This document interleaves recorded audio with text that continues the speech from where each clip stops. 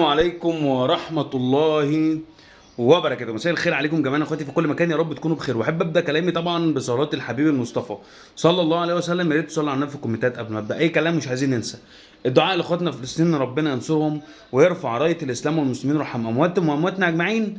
بسم الله الرحمن الرحيم. واكثروا من الصلاه على حبيب المصطفى محمد صلى الله عليه وسلم. اللهم صل وسلم وزد وبارك على نبينا وحبيبنا محمد صلى الله عليه وسلم.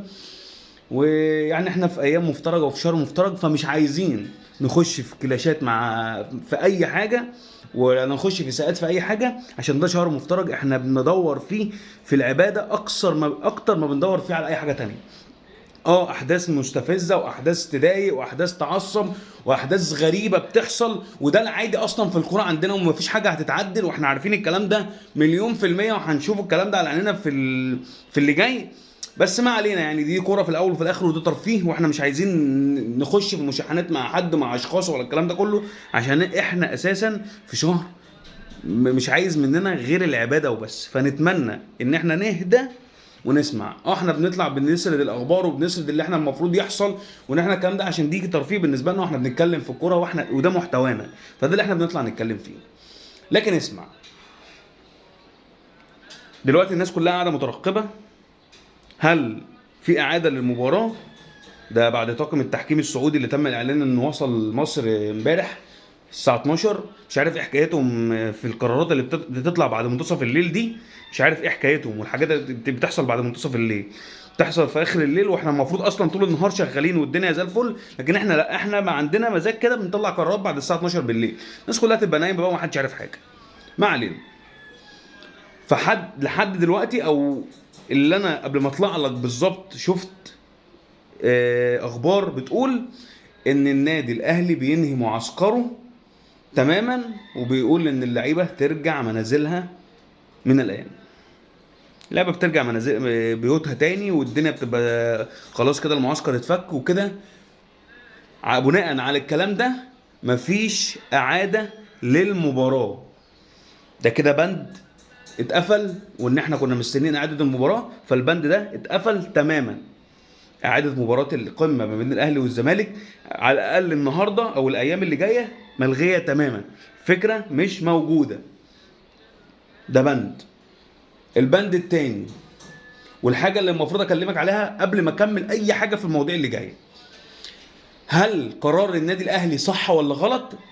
قرار النادي الاهلي صح وغلط. هتقول لي ازاي؟ قرار النادي الاهلي صح، ان انا ليا مطالب، وكانت او انت قايل لي على حاجات تنفذها وما تنفذتش، ومعاه مستندات بالكلام ده، ان اللي عمله الاهلي ليه حق فيه، والاهلي مش هيتخصم منه 6 نقاط، ولا الاهلي هينزل درجه تانية، ولا الاهلي هيكون فيه مشاكل. تمام. ده بند. البند التاني، ان انت غلط في التوقيت. توقيتك للقرار، او توقيتك للتصريحات، او توقيتك للبيانات كان غلط. ما قدرتش جماهير جات لك، ما الناس اللي تعبت في الطريق وتعبت في المواصلات عشان جايه ورا ناديها. انت عندك مشاكل، كنت تلعب المباراه، وبعد المباراه احتج زي ما انت عايز، واعلن عدم استكمالك للدوري لعدم تنفيذ المطالب. يبقى معاك مستندات مبينه، كده كده انت معاك مستندات وانت صح. لكن انا بقول لك يبقى معاك مستندات مبينه ان ده تنفذ على ارض الواقع وما حصلش. فانا مش هكمل الدوري بسبب عدم تنفيذ المطالب او تحقيق الحاجات اللي اتقال لنا عليها. تمام. ده كده لحد هنا كويس. تمام. طب الحاجه الثالثه والنصيبه الاكبر، نصيبه مش مصيبه، نصيبه بالنون عشان ايه تبقى الحاجه تقيله شويه.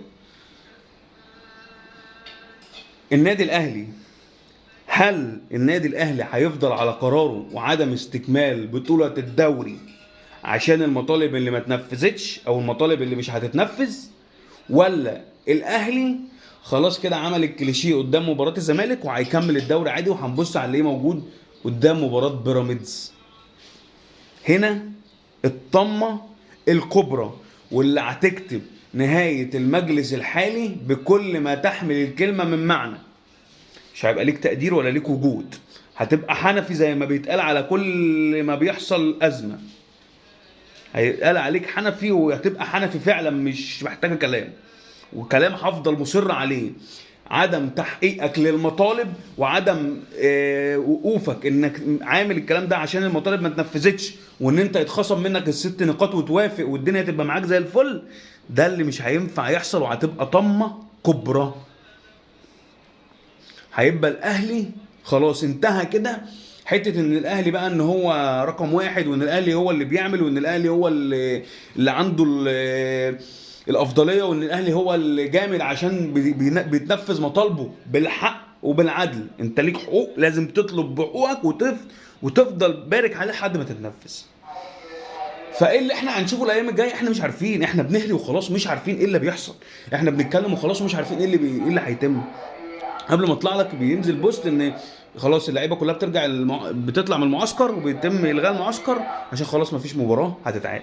طب ايه اللي هيحصل؟ مش عارفين ومتاخرين قوي برضو، يعني اتحاد الكره حتى او الناس مش عارفين القرارات اللي هياخدوها ايه. امبارح تم الاعلان عن انهاء المباريات الجوله الاولى، وما تمش الاعلان عن مباراه الاهلي والزمالك تماما كانها لم تكن، يعني كانها ما اتلعبتش اصلا، او كانها ما كانش فيها احداث اصلا حصلت. فايه اللي هيحصل؟ ادينا قاعدين مترقبين ومستنيين لما يحصل كل جديد هنفضل نطلع نتكلم، لكن احنا مش عارفين ايه لحد دلوقتي اللي ممكن يتم. وربنا يسترها علينا في الكره المصريه، وصلوا على حبيب المصطفى محمد صلى الله عليه وسلم. سلام.